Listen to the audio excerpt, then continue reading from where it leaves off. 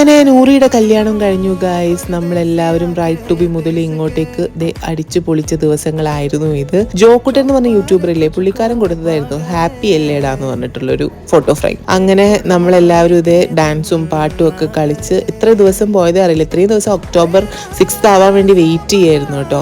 കാരണം ഈ ദിവസം നമുക്ക് വന്ന് അടിച്ചു പൊളിക്കാം, കല്യാണം കൂടാം. നൂറിനെ കുറിച്ച് ഞങ്ങൾക്ക് എല്ലാവർക്കും പറയാനുള്ള അവർ ലൈറ്റ് ആണെന്നാണ് ഞങ്ങൾ എല്ലാവരും പറയും, ഞങ്ങൾ ഫ്രണ്ട്സ് എല്ലാവരും പറയാറുള്ളത്. കാരണം അവൾ വന്ന് നിന്ന് കഴിഞ്ഞാൽ ബാക്കിയുള്ള എല്ലാവർക്കും ആ പ്രകാശം കിട്ടും. അപ്പം ഹാപ്പിയുടെ ലൈഫിലും ഒരു ലൈറ്റ് തന്നെ ആവട്ടെ, നൂറിയുടെ ലൈഫിൽ ഏറ്റവും വലിയ ഹാപ്പിനെസ് തന്നെ ആവട്ടെ. പരസ്പരം എന്നേക്കൊന്ന് ഞാൻ ആശംസിക്കുകയാണ്, അതുപോലെ തന്നെ പഠിച്ചുകൊണ്ട് പ്രാർത്ഥിക്കുകയാണ്. സോ ഇനി കോളേജിലേക്ക് തിരിച്ചു പോകണം, ബാക്ക് ടു നോർമൽ ലൈഫ്.